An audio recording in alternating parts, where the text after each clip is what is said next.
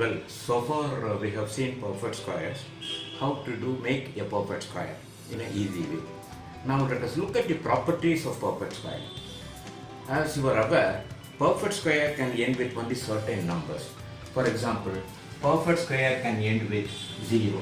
When I say end with 0, that means the unit digit is 0. Right? So 10 square, 100, 20 square, 400 and all that. Perfect square can end with 1. 9 square, 81, 11 square, 121, etc. Perfect square cannot end with 2 or 3. Perfect square can end with 4. Right? 8 square, 64, 12 square, 144. And perfect square can end with 5. 15 square, 225, 25 square, 625, etc. Perfect square can end with 6. Right? 6 square, 36, 16 square, 256. Perfect square cannot end with 7. Perfect square cannot end with 8. Perfect square can end with 9. 7 square, 49. 17 square, 289. In other words, if a number is given and if you are asked to find out whether it's a perfect square, first you should look at the unit digit. If the unit digit is any one of these, then you can say it could be a perfect square. But if it is not any one of these, you can definitely conclude that the given number is not a perfect square. Now, not only the unit digit, if you look at the 10th digit, it also follows a pattern. For example, if the perfect square ends with 0, the 10th digit has to be 0. It doesn't have any other option. And in the same way, if the perfect square ends with 1, the 10th digit will be an even number. 9 square is 81, 11 square 121, 21 square is 441. That means the 10th digit will always be an even number. In other words, if you get a number with 31 in the end, you can definitely conclude the given number is not a perfect square. But if it ends with 41, 81 or 261 or 21, it could be a perfect square.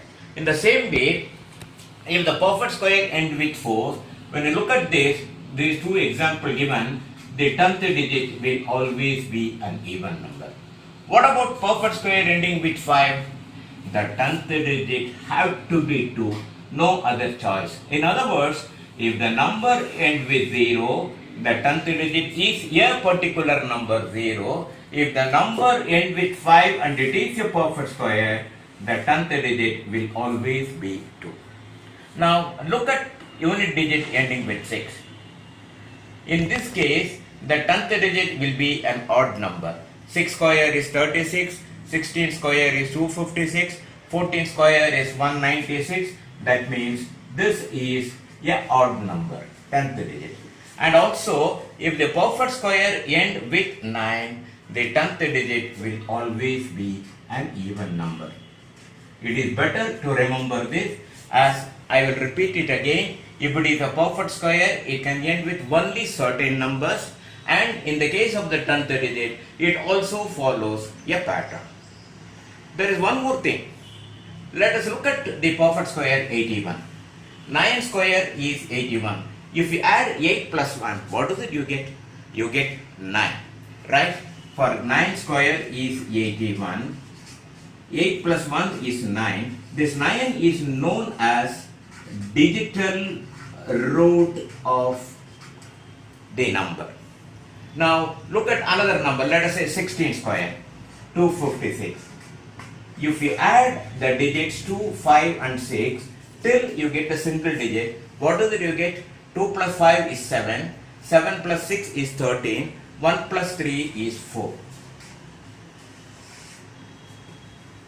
And if you look at, for example, 10 square, 100, 1 plus 0 is 1.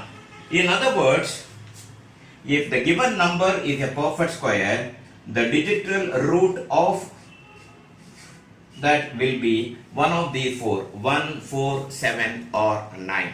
In other words, suppose if you are given a 10-digit number and if you are asked to find out whether the given number is a perfect square, what are the things you should do? First, you should look at the unit digit.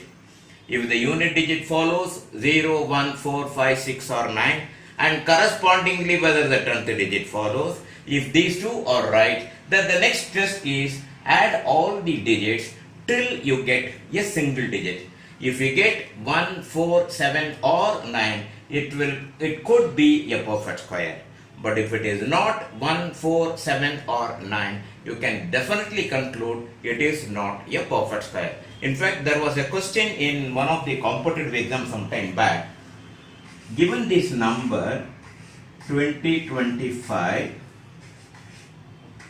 3225, 5635, 7525, which one of these is a perfect square? This is a question asked.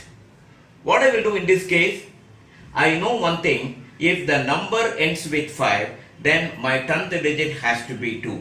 So immediately I will say 5635 is not a perfect square. Now, if I look at the other numbers, let us come from the last one. What do they get? 5 into 2, 7. 7 plus 5 is 12. 12 plus 7 is 19. 1 plus 9 is 10. So, this is 1. So, could be a perfect square. What about this one here? 3 plus 2 is 5. 5 plus 2 is 7. 7 plus 5 is 12. 1 plus 2 is 3. So, the digital root is 3. That means this is not a perfect square. What about this one here? 2 plus 2 plus 5. It is 9.